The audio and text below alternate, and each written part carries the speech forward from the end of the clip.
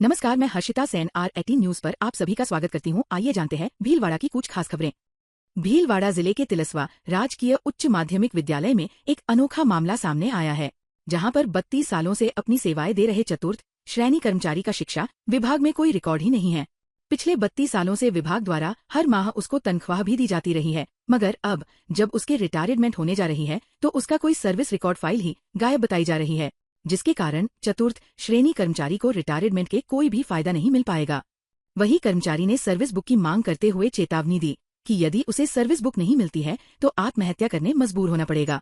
तिलस्वा गांव में रहने वाले लादूलाल हरिजन कस्बे के राजकीय उच्च माध्यमिक विद्यालय में सन 1993 में अस्थायी चतुर्थ श्रेणी कर्मचारी के रूप में कार्य करने लगा। इसके बाद उसे वर्ष 2016 में चतुर्थ श्रेणी कर्मचारी में समायोजित कर दिया गया। अब जब लादूलाल हरिजन का रिटायरमेंट 31 अगस्त 2025 को होना है तो विभाग की लापरवाही की वजह से उसका कोई सर्विस रिकॉर्ड ही नहीं मिल रहा है, जबकि लादूलाल को हर माह तनख्वाह मिलती रही है।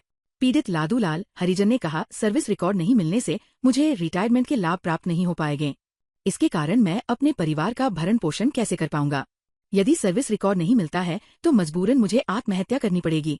वहीं मुख्य जिला शिक्षा अधिकारी अरुणा गारू ने कहा कि ये मामला मेरे संज्ञान में अभी आया है और इसको लेकर मांडलगढ़ सीबीओ को लेटर भेजकर जानकारी मंगवाई है। जितना जल्दी हो सके उसको सभी परिलाभ मिले इसके प्रयास करेंगे। चतुर्थ श्रेणी कर्मचारी तिलस्वा महादेव और 8/7/93 से मैं 7/8/93 से मैं विद्यालय में कार्य कर रहा हूँ और अभी तक भी मेरे वेतन बराबर मिलता रह रहा है और मेरी न तो महंगाई केवल 500 वेतन लगा है और अभी तक मैं विद्यालय में काम कर रहा हूँ और मेरा जो सर्विस बुक है जो अभी तक मेरा 5 दिन 8 दिन रह गए 31/8 को है 25 को जो अभी तक मेरी ये सर्विस बुक नहीं दे रहे हैं और डीओ साहब ने भी कभी बार लिख के दिया, 2017 में भी लिख के दिया कि भाई इसकी सर्विस बुक पहुँचे जावे और मैं आज के उच्च माध्यमिक विद्यालय में तिलस्वा काम कर रहा हूँ। अभी तक मेरे को चक्कर करवाते हैं और आश्वासन देते रहे कि तुम्हारा आदेश आ जाएगा, आदेश आ जाएगा।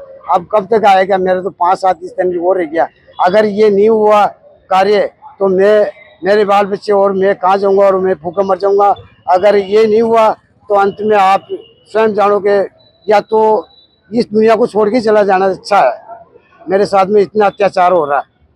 जी बिल्कुल, मैं सीबीओ से आज ही मुझे इस प्रकरण के बारे में जानकारी मिली है। सीबीओ से भी मैं बात करूंगी, उसका पूरा प्रकरण मेरे पास मंगवा के और जितना जल्दी हो सके उसको सारे परिलाभ जो भी मिलेंगे उसको हम देने का प्रयास करेंगे।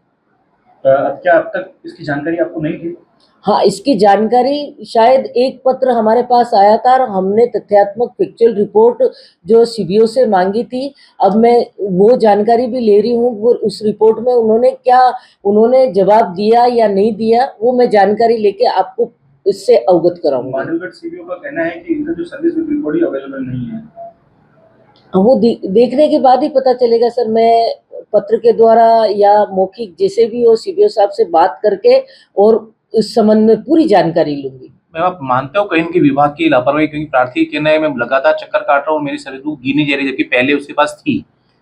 मैं कैसे कह सकती हूँ विभाग की लापरवाही है? जब तक कि मैं रिकॉर्ड नहीं देखूंगी मैं सारी पत्रावली मेरे पास मंगवाऊंगी और सारे इस तथ्य की गहन जांच करने के बाद ही हम जो भी प्रार्थी है उसको पूरी मदद करेंगे और उसको जो भी परिलाभ मिलेंगे उनको देने का प्रयास करेंगे। तो जो सेवानिवृत्ति होनी है 31 तारीख को होनी है? हाँ बिल्कुल होगी, वो तो होगी 31 तारीख को। उसके बाद में इस प्रकरण पे हम जो भी अच्छा होगा हमारे से हम करने का पूरा प्रयास करेंगे।